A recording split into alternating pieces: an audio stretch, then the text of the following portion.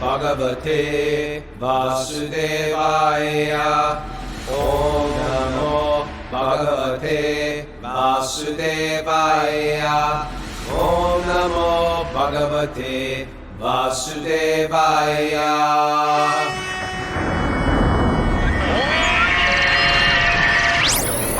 Live from Super Soul Farm, it's Wisdom of the Sages, your daily yoga podcast with your host, Raghunath, and co-host and senior educator at the Bhakti Center in New York City, Kaustubha Das.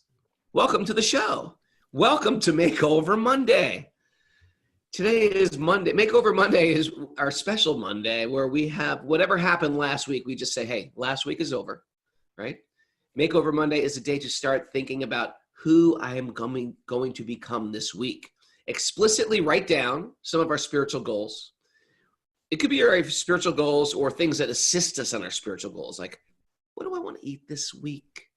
How do I want to behave this week? What do I want to, can I control my temper this week, my rage this week? Can I forgive a little bit more this week? It's some way I can tangibly write down ways I want to upgrade my life. And I want to refer to that list on a regular basis. It helps to write it down. I write mine down. And write down this week. Huh?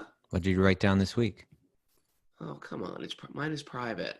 Okay, that's fine. Do you really want to know? I'll go into it. It's ugly, man. It's dark. I've got diet and health and sadhana and stuff like that, and stop losing my cool on my kids. I got a hot head. Can you believe that? I'm not all jokey. I got a hot head. I can lose it like that. Wow. Well, So I'm wondering, you're saying you have like a bunch of things on your Makeover Monday list? Is it hard when you have a bunch of things, or should people just focus on one thing? Like each week you could like pick a different one. Well, I could focus on one, but I have a spiritual goal. I have like a sadhana goals. All right. And things like that, some are sort of ingrained. Categories. My chanting, that sort of like goes without saying. Got to get my chanting in, and my puja, that goes without saying. But yeah, for me, this season of my life, I've got some physical health goals and dietary goals because I tend to be a pig. You know that. I didn't notice. You never noticed. Come on, don't play dumb with me. No, I'm serious. Okay. Just hang out with me over a meal once. We'll see. Anyway, it's our Makeover Monday. And wherever we were last week, guess what? We can start over this week. And we do this because sometimes we just sort of like fall off the wagon with who we want to become. And then we just like sort of give up. Oh, whatever. But we're saying every Monday you could just pick yourself up and dig right back in. Pick yourself up, dust yourself off. And it's by doing those things on a regular basis, we create attachment to those things. It feels good. And after a while, by regulating our senses, that's how we control them, by regulating them. Welcome to Monday, everybody. Mara, how are you? Well, thank you. Good. If you want to join our little Zoom group, we have about 95 people. Some people thought it was like okay to sleep in because it was Apparently Memorial Day here in the United States. And they figured, we're just going to sleep in. Can't sleep in. There is no sleeping in. I'll just listen to the podcast later.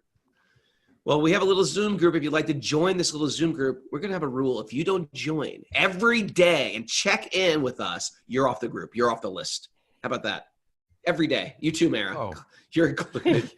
If you want to join our secret little Zoom cult, you may email Mara at wisdomofthesages108@gmail.com. wisdomofthesages108@gmail.com. All right. What do you think? Okay. a couple things. Mention quick. Sure. Parmananda's on Patreon tomorrow at 10 a.m. Parmananda, who was our guest yesterday, me and him got interviewed by Kaustubha. If you haven't listened to that show, it was a fun show. It was. People really appreciated it, Parmananda. Thank you for. I appreciated Parmananda. I think he really shared a lot of great stuff. He was just opening up and what he was sharing about the thing with Mark, the thing at the Brooklyn 10. So many of the things he was saying were really great, really helpful. I think. his journey home was everybody's journey home. And we all have these great stories. When you pick into a person who's been on a spiritual path and you pick into their life, it's actually quite wonderful. And even the great distress that we feel in the material world, when we're on a spiritual path, when I was thinking of him, and I remember when it happened, he told that story when all the skinheads jumped him and beat him up. Horrible, what a horrible story. And I was thinking, like, yeah, it's like, if you're on a spiritual path, even something as horrific as that, it just brings you closer and closer to your surrendering of the ego, of your control, of your trying to enjoy the material world, and just brings you to your new spiritual life. And so anyone who's going through some pain in this world, just understand that's part of the pruning process. So you have no other shelter in this world except go rid of us, sweet baby Krishna. We have no other shelter in this world. This world is meant for our edification, for our growth, for our connection. This is what the yoga system is about. It's not for my back bend. It seems like it's for my back bend. It's not for your back bend. People are tuning in for the Daily Yoga podcast. He's still going to talk about back bends. Come on. I'm not gonna mention anything about your spine on this entire podcast. You've been tricked. I lured you in with yoga. The word yoga. The real yoga is the connection. That's what yoga means. Your Daily Yoga podcast. Some people are Can I tell you something funny? All right. That same lady I said who met us on the streets who had the diorama of the head, the guy cutting the head off the cow, but the cow had a human face. That same lady, she handed me a card that said, come to a Sunday feast at our temple for chanting, and vegetarian yoga feast, and a Bhakti yoga class. So I was like, oh, great, yoga. This is right. Nobody ever heard of the word Bhakti in America. I know. So I thought, oh, a Bhakti yoga class. Yeah, I need to get into yoga. So I thought, yeah, I'm going to go. So I went to the temple. So I called the temple and I said, so I'm going to be coming down today. I got one of your cards. What should I wear? Thinking I'm going to a yoga class. And the guy at the front desk was like, you can just wear whatever you want. I was like sweatpants or shorts. He was like, yeah, sure. You can wear sweatpants or shorts. I was like, should I bring water? Raghunath shows up in a leotard. If you want to bring water. A onesie leotard. and you know, that Brooklyn Temple, it had the Brooklyn Temple had so many floors and so many rooms and a gift shop. What's that? It's a little alarm. It had so many floors that I was like, man, I went through that whole feast and I must have missed that yoga class again. Every week I go there, I miss the yoga class. Should I bring a mat? I brought my Bhakti yoga mat, a Manduka Bhakti yoga mat. It's just square. You just sit there. So in any case, Paramananda will be teaching a yoga class, but the kind where you should wear your leotard. Okay. Or your gym shorts. You might want to bring water because he teaches a hard class. And then also, I will be releasing today on Patreon Madhu's intro to Ayurveda. Somehow it took days. Last week's one. Everybody loved that class. Yeah, it took days to process on Zoom, but I got it now and we'll post it today. Come on, Zoom. Raghu, you're doing a Sweet Baby Krishna tomorrow night also, right? Yes, for everybody a part of the Patreon party, you can join me tomorrow evening, Tuesday evening at 7 p.m. for Sweet Baby Krishna. That's where we go through some. I share the screen. We go through some mantras every week or every time I do it. We pick a new one. And then I tell some stories, and then we read from Swami Prabhupada's condensed 10th canto. So it sort of reads like a story with philosophy peppered in. It's a fun little class, if I do say so myself. Okay. So if they want to join Patreon, they go to patreon.com/wisdom of the sages, helping keeping our little boat afloat. All right. Shall we dive into Bhagavatam. The Bhagavatam, the book of all books. We start with this beautiful prayer from the Bhagavatam itself. Narayanam namaskritya naram chaiva narotamam devim saraswatim vyasam tato jayam mudiraye. Before reciting the Srimad Bhagavatam, which is the very means of conquest, one should offer respectful obeisances to the personality of Godhead Narayan, unto Narayan Rishi, the supermost human being, unto Mother Saraswati, the goddess of learning, and to Srila Vyasadeva, the author. Nasta prayeshva badreshu nityam bhagavat sevaya, bhagavati uttama shloke bhaktir bhavati naishtiki. By regular attendance in classes in the Bhagavatam, and by rendering service to the pure devotee, all that is troublesome to the heart is almost completely destroyed. And loving service to the personality of Godhead, who is praised with transcendental songs, is established as an irrevocable fact. Om Jnana Tamarandasya Gyananjana Salakaya Chaksurun Militam Yena Tasmai Shri Gurave Namaha. I went camping last night. Okay. It was nice. Yeah, I just thought I'd share that. We all slept that. Well, that's why I'm extra loud today, because my whole family's sleeping outside. Oh, they're outside. I see. Outside. That's where we camp, Kaustubha. You didn't use the teepee. You're such a New Yorker. We went camping last night. Did you camp in the living room? I don't understand why you didn't use your teepee though. You got a teepee on your property. I know. You know what? We got a new tent last year. We wanted to experiment with the new tent. All right. All right. So we are in Canto 1, Chapter 12, and we are now at text 19. The Yudhishthira, Arjuna's elder brother, the Dharma personified, is with the astrologers, the brahmana astrologers, and they are reading the chart for Maharaja Pariksit, who was just born, who will ultimately become the hero of the Bhagavatam, the questioner. And they're assuring Maharaja Yudhishthira that he is going to be a really special person that is going to be just like all his forefathers in how he carries out his duties. And so we got a whole list of verses here where they kind of go through that. Just burning through verses today, Prabhu? Well, why don't we do, I mean, the commentaries have like little bios on everyone, but we'll be on it for 2 weeks if we read all those bios, but wonderful for people to check out. You know, Kaustubha, I should mention, because we might have some new people today, because I did a thing with Steve Aoki yesterday, Sunday, an interview. It's up on my Facebook page.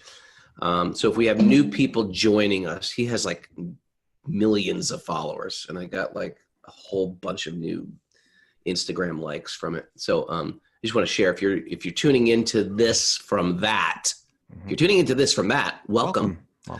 Yeah, there's a study of one of the main yoga literatures about how to direct your life, how to apply this philosophy. We talk about yoga philosophy, but how do you direct it in your life? How do you use it? How do you make it relevant and practical? So this is, I'd say, the most important book out of all the books of ancient India. And I'm not saying that just because I've liked the book, but the book itself claims to be the cream of the crop, meaning the most significant about not just how to develop mystic powers, not just how to be healthy, not just how to, calm the mind, which the Vedas speak about. It talks about how to resurrect your spiritual being underneath your material being. I have a material self and I have a spiritual self. And and material culture convinces me that I'm American, that I'm white, that I'm a male, that I'm a human even.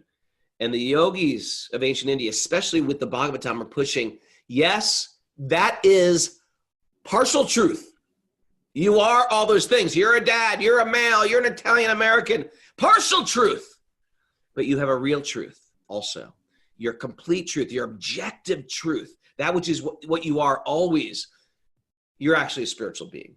Anything else you call yourself, you're putting up a wall and you're creating others. So the thing that ties us all together is that we have a spiritual identity. It ties us together with our greatest enemies even. It ties us together with other species even, other countries. People were fighting within wars. It ties us together there. Actually, we're all spiritual beings. And it's saying that common thread has to be awakened in us. And from that, we can experience real joy. Why? Because there's no joy within the vehicle, because the vehicle is ultimately temporary. How am I going to find joy in a temporary thing, right? The real joy is actually eternal. So when we talk about spiritual yoga, it has to go to this platform. And now I say the famous words. What do you think about that, Kaustubha? Whenever I get into a rant, I run it by Kaustubha and make sure he thumbs up it, or sometimes he'll just go, sorta. And sometimes he'll go, t-shirt. Make that into a t-shirt, man. Oh, that was too long for a t-shirt, but still it's a thumbs up. Okay, thank you. Text 19. And so anyway, welcome all the Steve Aoki fans. The learned Brahmin said, O son of Prita, this child. So they're reading, if you're joining later, they're reading the chart of this powerful king who's will become a saintly king. Yeah, future king. He's a child king. He didn't just come out of the womb a king, but the king to be. And when a child is born, especially in India, they get a priest to come who's an astrologer, and they tell how this child, what that child's proclivities will be like, and how you should train this child.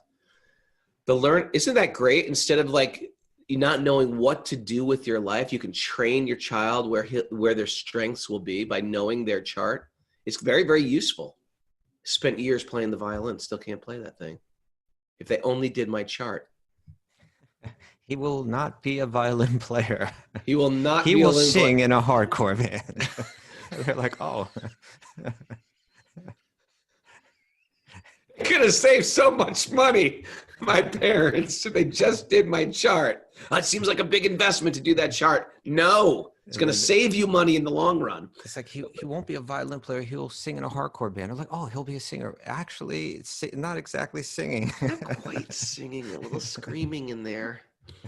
The learned Brahmana, we didn't need an astrologer for that. O son of Prita, this child shall be exactly like King Ikshvaku, the son of Manu. So King Ikshvaku was the original emperor of the earth, they say, right? Is that who the Ikshvaku was? Well, he was one of the kings of the solar race, descending from the sun god. Yeah. Sun god taught it to Manu, taught it to Ishvaku, right? Yeah. The first human, I don't know, an ancient king in Ram's dynasty, in maintaining all those who are born. And as for following the Brahminical principles, hot seat, Kaustubha, what are the Brahminical principles? Can you quote that verse from the 18th chapter? Oh, look at you, put me on the hot seat, right? Oh God. Shantir Eva. Give me the first word. Yep. Gyana. I'm going to pull it up. Okay. You pull it up. I'll keep reading because I can't remember it either. Something. Gyana Vijnana Astikyam. Brahma Karma Svabhajam. Yeah. As you pull it up, I'll keep reading. And as for following the Brahminical principles, especially in being true to his promise, he shall be exactly like Lord Ram, the personality of Godhead, the son of Maharaj Dasarath. This child, text 20, this child will be munificent. What does munificent mean, Mara? I'll pull up the dictionary. Oh, come on, Mara. Private school. Did they study private? What did you study? Generous, you know. Generous. Yeah. Munificent means generous. Kaustubha, practically unschooled, hanging out on the Lower East Side. The child will be a munificent donor of charity. Okay, what is the verse for Brahminical? Samodhamma tapa saucham. Samadhamma tapa. Yeah. Saucham. Okay. Saucham, cleanliness. Sama is peacefulness.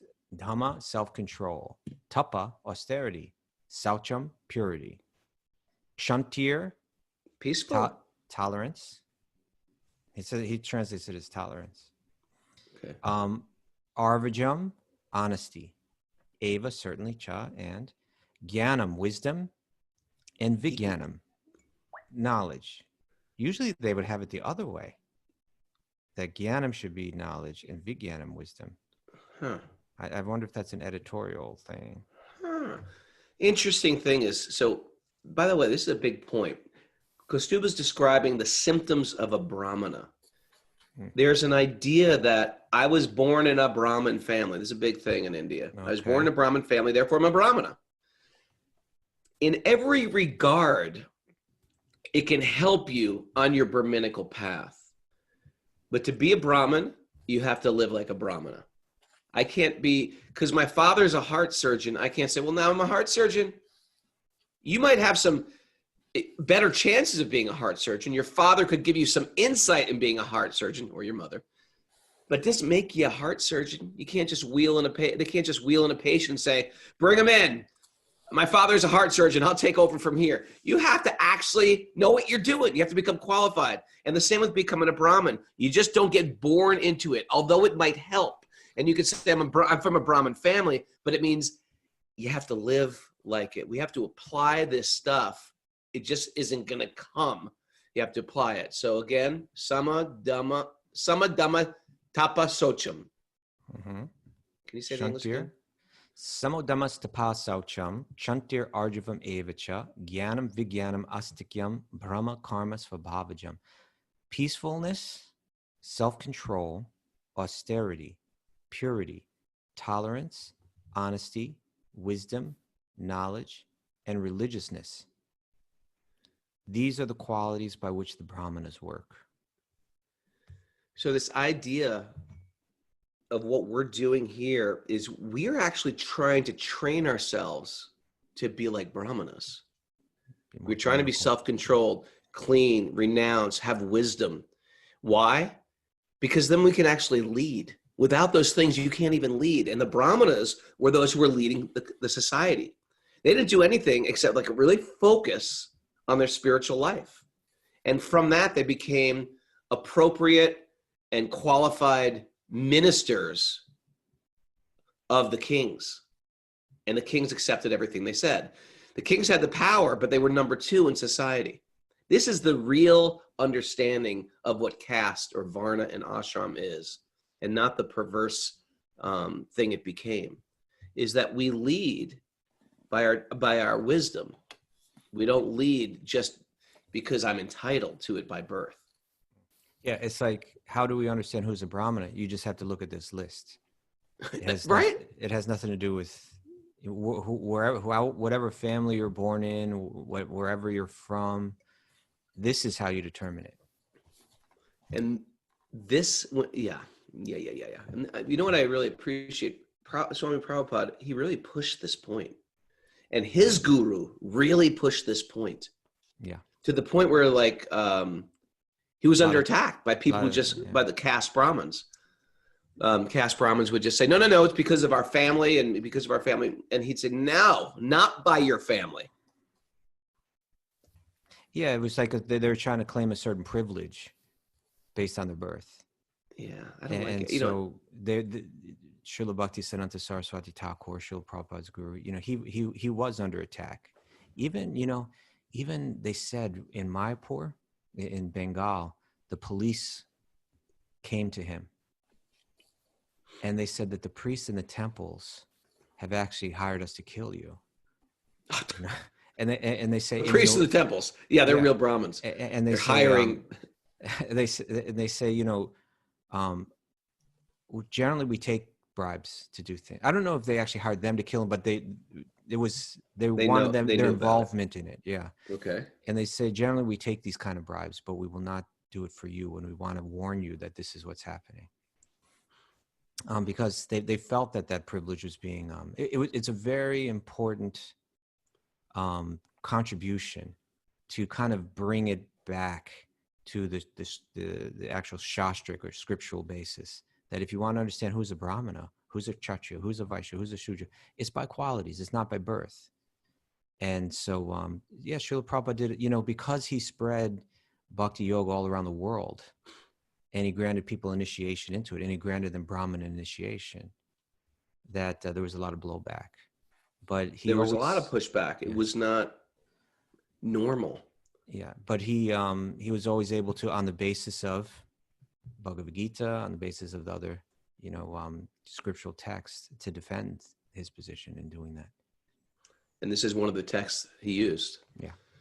So I think it was good I think that was a very good little tangent, a little Nice, side road. Nice, You know, nice, and then we're going to bring it back. Some of them is to pass out chum. Mm. But it's unusual to me that it's defining jnanam as wisdom and vijnanam as knowledge. I think that might be. Sometimes editors make mistakes. It happens. But that's an interesting topic right there too. The difference between knowing something and wisdom. And I'm not suggesting we get into it now, but maybe we hold that. I just say wisdom is applied knowledge. You hear knowledge and then you apply it, and then you're like, yeah, right? I see application as kind of the path for maturing into wisdom, right? That you hear knowledge, you apply in your life, and then through doing it again and again and again and again, the mind becomes retrained and you begin to see the world in another way, and that's called wisdom. How's that? I like it. All right. I like you. Oh, you're in a good mood this morning, Rogo. I think that camping sleeping outside. It's breathing air outside. There's like dank air in houses. You need to be outside more. Except I don't know if you've noticed, I've got a bug, like some type of terrorist bug went right in my eye. We went on a bike ride yesterday with Rocco. Got a bug went inside my skull, and it might still be in there eating at my brain, but I can't get him out. My eye's been watering for 12 hours now. Right. Okay. Amongst the great in your brain. It felt like it actually bore into my skull. It was because I was going very fast down a hill and I didn't have glasses on. It just went eating. Amongst the great bowmen, this child will be as good as Arjuna. He'll be as irresistible as fire and unsurpassable as the ocean. Text 22. This child will be. Hold it. Now, I don't want to do this to you because I've been accused. Last week I did this, but did you read text 20? No. Okay. See, I was right this time, Rogo. This child, you're right. Sometimes I skip over things. This child will be munificent donor of charity and protector of the surrendered, like the famous King Shibi. Who you talked about last week, right? Did I talk about Shibi on the show? I think you did. About how the pigeon came and all that. It's a good story. Yeah. King Shibi is known to be the best of all. Let's put that one for tomorrow's quiz. Who is King Shibi? Like the famous King Shibi. Was he from? From the Usinara country. No, let's not put that. And he will expand the name and the fame of his family like Bharat, the son of Maharaja Dushyanta. Amongst great bowmen, he'll be like as good as Arjuna, and he'll be irresistible as fire and as unsurpassable as the ocean. Fire is pretty irresistible. That wasn't meant to stir up some pyromania in you. I don't think it meant irresistible, like I can't resist lighting a house on fire. Oh, Raghunath's gonna be like lighting his tent on fire tonight. It's just irresistible. The child will be strong as a lion and worthy, and as worthy a shelter as the Himalayan mountains. He'll be forbearing like the earth and as tolerant as parents. That's a good one for all the moms out there. As tolerant as parents. Well, they love their kids no matter what they do, right? Yeah, parents are so freaking tolerant. The child will be like his grandfather Yudhisthira, or Brahma in equanimity of mind. He'll be munificent like the Lord of the Kailash hill, Shiva. And he'll be the resort of everyone. The resort? Mm-hmm. Like the Supreme Personality of Godhead, Narayan, who is great, who is even the shelter of the goddess of fortune. He'll be the resort. Weird way to put it. We want to look up the word resort and pull it up right now. Mara probably knows. She did spend many, many years attending a private all-girls school. The child will be almost as good as Lord Sri Krishna by following in his footsteps. In magnanimity, he will become as great as King Rantidev. Want to share something about Maharaj Rantidev, Kaustubha? Oh, well, Rantidev it was Runty Dave who was also, it's like similar to Shibi, right? He had fasted for a very long time, to the point where he was like all emaciated and everything. And then it was time to break the fast, right? Like some kind of beggar kind of wandered in. It said, give me that, and please. said, you know, I am also hungry, you know? And so he divided it in half and he gave half to him. And then he said, and also my dog here is hungry. You know, he had to keep like dividing the food. Yeah. He was about to break his fast. He finally could break his fast. Yeah. And so, you know, we learn, you know, like, I don't think any of us is going to do quite what Mara Shibi did. You know, I'm going to cut from my own flesh to feed, you know, my dependent pigeon, you know, because he's part of my kingdom and I see him as my dependent. But the idea is that these stories help us kind of embrace the value, the idea that by being dharmic, even if materially it seems like I'm worse off, ultimately spiritually I'm better off, right? If someone needs to eat, and let me feed them, even before I eat myself. I've been fasting all this time. Isn't it reasonable? Still, I'm going to follow the Dharma. And they're really meant, you know, you hear these stories in your childhood, you know, like kind of growing up, and it helps set the mind straight. And it plays out in a million different ways, right? It's like, you know, just like say you owe someone money, but they forget about it. You know, you don't have to do anything, but then you say, no, you know, I'm going to do the right thing. And you learn to embrace that kind of, I'm going to remind that person that I owe them. You know, you embrace that kind of thing throughout your life, and it changes the quality of your life. You know, it makes you a better person. And it's really those kind of qualities that we've been instilling other kind of qualities in people, you know, our society. Yeah. And these go deep. These are like childhood stories, but you read them in your childhood. I'm sure someone like Abir Ashrani, perhaps. I'm looking at you, Abir. Maybe you heard these in your childhood. If you grew up in a classic Indian household, maybe you did, or maybe you heard them from your grandfather, or maybe people don't learn anything anymore in India. I don't know. But these are things you might hear growing up in India from your parents instead of reading Hansel and Gretel and whatever they read to us. Goodnight Moon, a classic.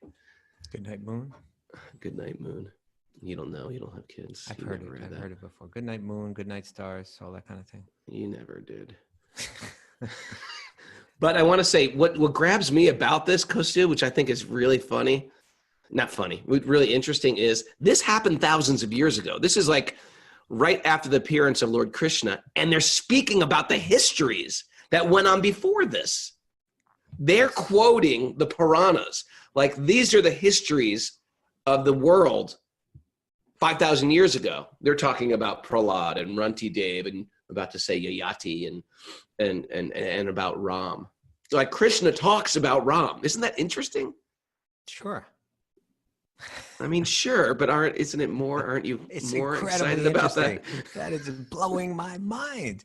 I think it's cool. Like, I think it's cool, like in the 10th canto, how Balaram doesn't fight, or in the Mahabharata, Balaram doesn't fight in the war. And instead he goes on pilgrimage to holy places. Because there were holy places, even then there were holy places that you can still go to now. I'm looking at Lori Pag right now. Me and Lori Pag have been to all holy places, and Tom Essig been to holy places all around India. And those weren't only just visited by Yogananda. Those were visited, and not only by Lord Chaitanya, those were visited by Krishna, and Balaram went to those holy places because they were holy. Always, eternally. Always. Yeah. Okay, I've got resort here, Raghunath. A course of action that may be adopted in a difficult situation. Right. No, so when you're in a difficult situation, you resort to someone or something. Okay. All right. What number are we on? I think you're about to say, you said Runty Dave. You had to finish 24. 24. Okay. This child will be almost as good as Lord Sri Krishna by following in his footsteps in magnanimity. In magnanimity, he'll become great. Magnanimity. He'll become as great as King Runti Dev. And in religion or dharma, he'll be like Maharaj Yayati. You got a Yayati story? You know, Yayati plays out in Bhagavatam, but I'm forgetting the stories right now. We could pull it up right now if you want. It's right here. Okay, in the if you want to pull that up, refresh your memory. I'll just keep reading. Yayati. Well, I have it right here, right now. The great emperor of the world, and the original forefather of all great nations of the world, who belong to the Aryan and Indo-European stock. Stock. Whoa, Aryan Europeans. Aryan Indo-European stock. Aryan and Indo-European stock. Well, that's weird because that's a theory, right? No, Aryan is one group of people, and the Indo-European is another group of people. Okay. He is the son of Maharaja Nahusha, and he became the emperor of the world due to his elder brothers becoming a great liberated saintly mystic. He ruled over the world for several thousand years and performed many sacrifices and pious activities recorded in history, although his early youth was very lustful and full of romantic stories. Full of romantic stories? Yes. He fell in love with Devayani, the most beloved daughter of Sukracharya. Now, Sukracharya could be a difficult father-in-law to have, right? He's one of these powerful mystics that... Yeah. And he was actually a guru of the Asuras, I believe. Sukracharya was he was the guru of the demons. Yeah. Devayani wished to marry him, but at first he refused to accept her because of her being a daughter of a brahmana. He thought that maybe this match won't be good because she's been trained in a way that I haven't been trained, and so on, you know, coming from a different world in a sense. According to Shastras, a brahmana could marry the daughter of a brahmana. They were very much cautious about Vanasankar population in the world. Sukracharya amended this law of forbidden marriage and induced Emperor Yayati to accept Devayani. So Sukracharya was so powerful he could kind of adjust the law, I suppose. Devayani had a girlfriend named Sharmishta, who fell in love with the emperor and thus went with her friend Devayani. Sukracharya forbade Emperor Yayati. Anyway, it's getting messy. Okay. Okay. We're getting into a love triangle here.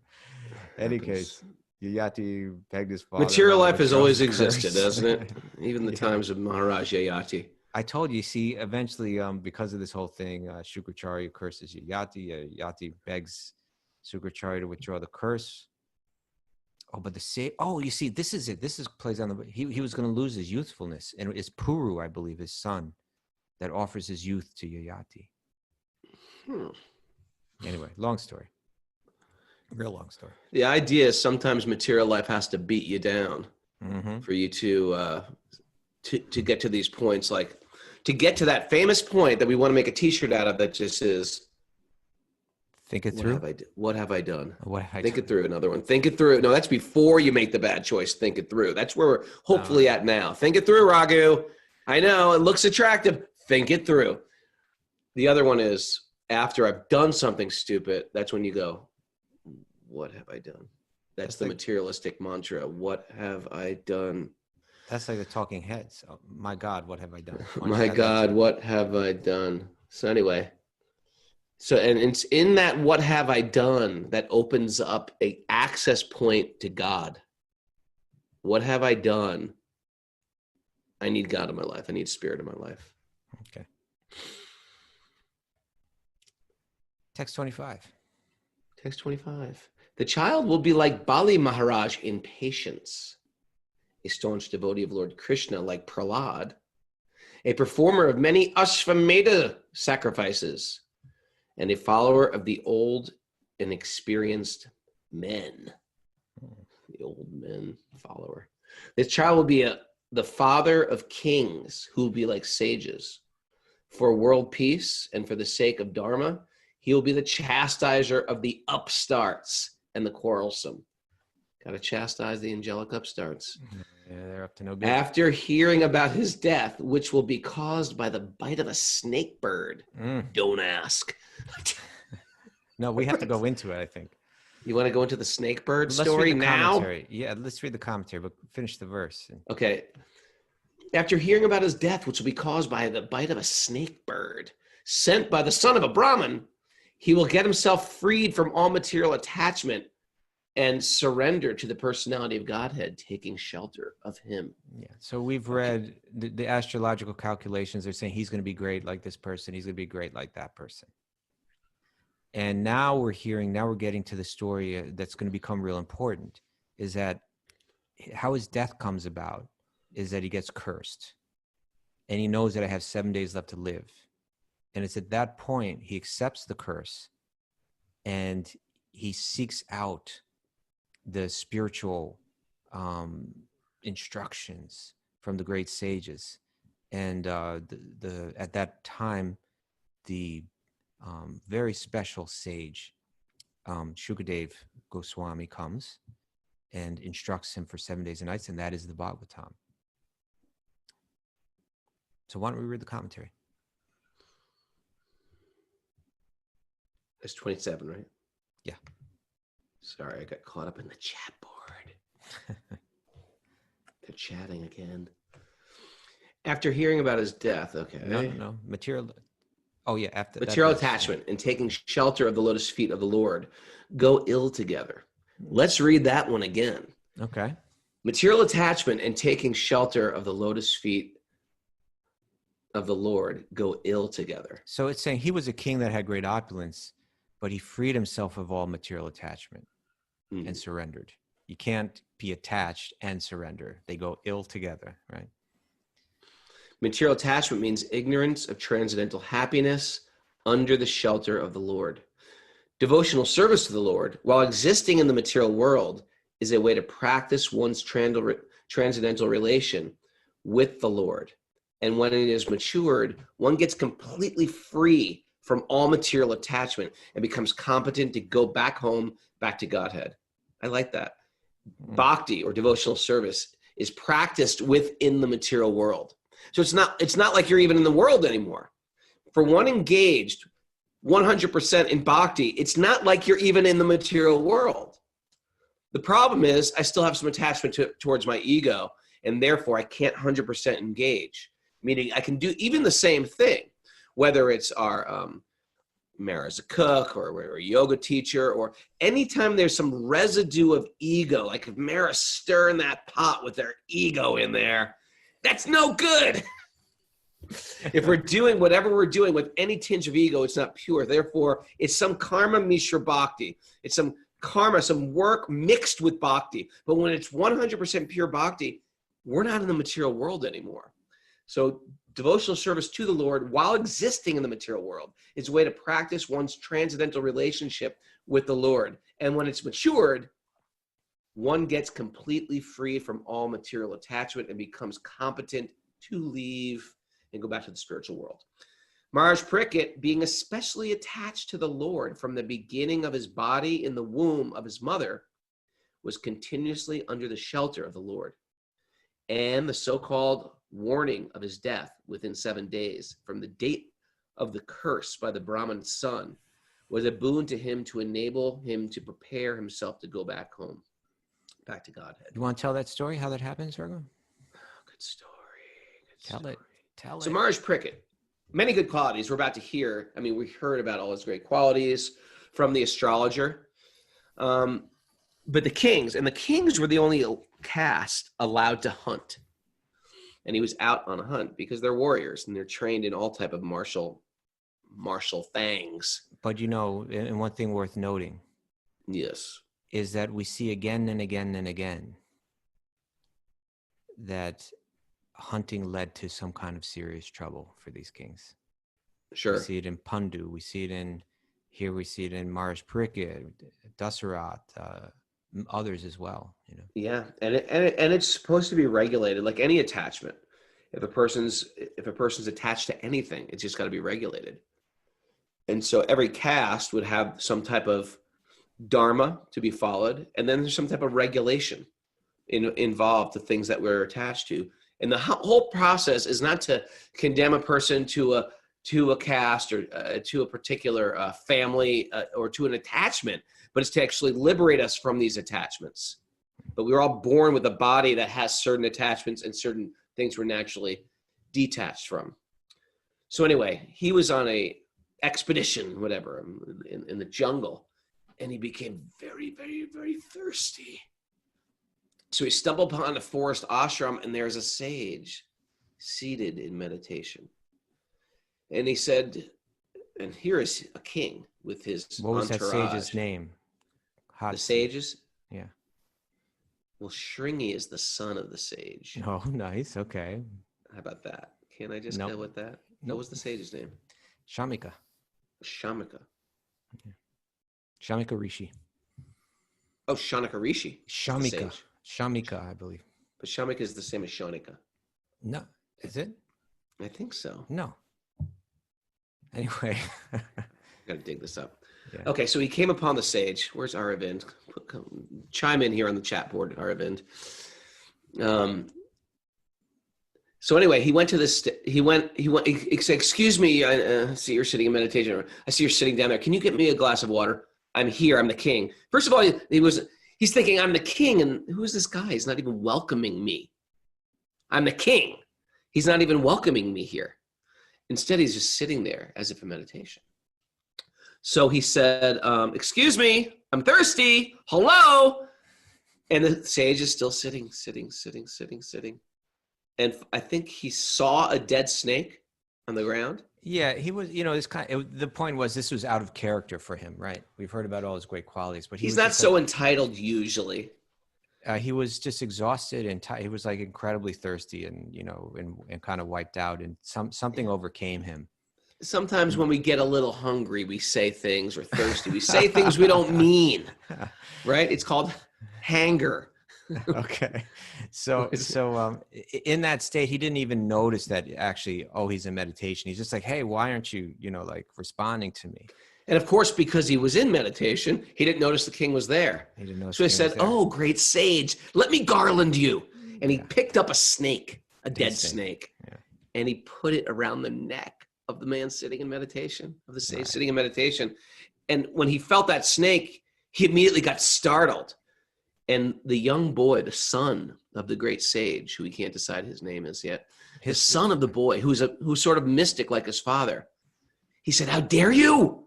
How do you know my father is a holy man, and you are doing some prank to him? Like this is a prank video? How dare you?" He wasn't there. He wasn't there. He mystically understood that it had happened. Gotcha. Yeah. I'm just making up the story, aren't I? Anyway, the essence is the same. The essence is the same. So he cursed the king. "How dare you do this? I curse. Because you have no respect for the Brahmins, those renounced, those connected. I curse that in 7 days you die because you're so arrogant." The father, when he understood this, How will he die? "You will die by a snake similar to the one that you garland my father with." But it had wings. Bird snake, a snake bird. I don't know. It's like I pictured a flying squirrel. They have flying squirrels. Like a dragon kind of thing, Like a dragon. Not a flying squirrel at all. Well, whenever you heard of snake bird, I thought of well, how could a snake fly? And then I thought of a flying squirrel. How can a squirrel fly? Well, anyway, birds fly. It's called a snake bird. So I don't know where a squirrel comes into it. But, flying squirrel. You've never heard of a flying squirrel? I haven't heard of a flying squirrel, but it didn't say a snake squirrel. It said a snake bird. Okay. So anyway, in any case, let me wrap this up. So he was cursed, and his father understood the curse. And his father, when he heard about the curse, he was like, "Oh, what have you done? It's a terrible thing. This king is so good and so righteous. He's so holy. He's so saintly. And you've got upset over nothing." You see, the Shamika, he wasn't insulted at all. Oh, what? He was in a bad mood? He took no offense. No, he took absolutely no offense. He knew that this was a great soul. Even what he did was kind of offensive. It just rolled right off his back, right? He didn't even think twice about it. It's a great lesson for us in taking offense. Yeah. Great souls don't take offense. But his young son wasn't on that level of purity, maturity, of attachment. Yeah. And so he said to his son, "Oh, well, you've made a huge mistake. Why would you do this?" And then he said, "I need to make sure that the king is informed." So I believe he sent a messenger to the king to inform him, "I'm really sorry. My son, has you know, unfortunately, you know, cursed you to die in 7 days, and you need to know this. Now, it's said that Maharaja Pariksit was so spiritually influential that he could have countered that curse. But rather, he felt like, I've offended him. I actually deserve this curse. You know, this is the way the spiritual society is, right? Where that humility is so deep on both ends. The person that was offended, he thought, oh, there was no offense, right? And then the person that got cursed was like, I deserve the curse, you know? And so he accepted it, and he took those 7 days. He went to the bank of the river. He gathered with the sages, and he said, what is the duty of a person that's about to die? You know, please instruct me. I want to take this time and make the rest of my life, I want to make the most of it. And at that time, and we'll read in following chapters, but Shukadeva Goswami comes, this young, charismatic, almost like wild, like he's naked and he appears almost like wild, but incredibly deeply spiritual young man comes, and he speaks Bhagavatam to him. And so that's where Bhagavatam comes. And that's why we're hearing this whole history, because we need to know who is Maharaj Pariksit, who is Shukadeva Goswami, before we read their conversation. Amazing what happens when you call spirit, Krishna, God, higher power into your life. It's amazing what happens. The most horrible thing. Can you think of anything more horrible, Mara? If I said, Mara, 7 days, you got 7 days, then a giant bird, Snakebird, is going to bite you and you're going to die. Imagine if I just said that and that was like an absolute statement. That would be like the worst news you could ever hear. For Maharaj Pariksit, this is great. I'm accepting this as a blessing.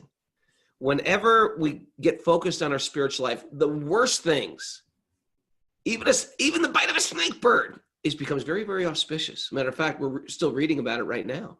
It's so auspicious because it brought up these very, very deep questions. What is the duty of a person about to leave their body?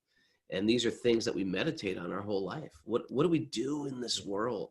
The most important, high priority questions out there. And you know, nothing is inauspicious for a person practicing bhakti yoga. Everything is incredibly fortunate. Krishna makes the darkest days sunny. I was going to say that you and I both know many examples of people who made the Bhagavatam an important part of their life and read it and contemplated it again and again, daily throughout their life, and who faced death, like say cancer, right? You take Bhakti Tirtha Swami. You take, did you know my god sister? Why is her name slipping my mind right now? Kirtida. Did you know my god sister Kirtida? No. You know, another incredible example. Kurma Rupa Prabhu, you know, in Vrindavan. People You're that giving said, okay, examples of people who have died? Or yeah, I mean, who were warned, you're going to die, you know? right. It's coming. Yeah. And who just took it with complete spiritual clarity, no fear whatsoever. Let me use this time in the most valuable way, and died in, you know, in happiness and gratitude and in deep spiritual consciousness. They were here, you know, because this verse says, after hearing about his death, which would be caused by the bite of a snake bird, sent by the son of a brahmana, he will get himself freed of all material attachment. And being freed from all material attachment, surrender unto the personality of God, taking shelter of him. So we've seen people kind of achieve that goal of yoga, that they let go of all material attachments, and without fear, they were able to face death. And so we learned that through the example of Maharaj Pariksit. How did he spend that time? And in one sense, it's always said, you know, we may not know that it's going to be in 7 days. It may be less, it may be more, but we all have a certain number of days left, and we all should have use a snake bird. Yeah, you know, what is the duty of a person that's about to die? We're all about to die. And so how did he spend it? He spent it hearing Bhagavatam. And that's why we come here every morning, Raghunath. That's why we're here. We're here. There's all a snake bird out there coming after us. There's a snake bird coming after all of us. Yeah. That should be the title of today's thing. There's a snake bird coming after us. There's a snake bird coming after us. Thanks for joining us. If you are new to the show, welcome. Welcome to our family. Welcome onto our slightly dysfunctional, dented can family. We're trying to undent ourselves. If you're new to the show, welcome. And if you really liked it, you can go to your Apple Podcast, give us a 5-star. If you'd like to join us on Zoom, you gotta just email Mara. Email Mara at wisdomofthesages108@gmail.com. If you'd like to keep our Patreon boat afloat, it's a listener-supported podcast where you support us by going to patreon.com/wisdomofthesages. And we try to give back by putting great material on there, including Parmananda's yoga class this week, Tuesday, right? Tuesday at 10 a.m. Eastern. Tuesday at 10 a.m. and Sweet Baby Krishna Tuesday night. That itself is a little Patreon playground Tuesday. Thanks everybody for joining us on Zoom. I know it's Memorial Day here in America and people feel like, you know what? I don't have to wake up today. You do. There's never a day off of the Srimad Bhagavatam. That's what I was thinking today. Like this Wisdom of the Sages thing just doesn't stop. It doesn't stop. It never stops. Please join me now as we come together and sing and dance while we're sitting in our chair, or you can leave your chair. And if you're on Zoom, we are expecting you. We want to see not just your name, we want to see your face, and not just your face, we want to see your body when it comes to dancing.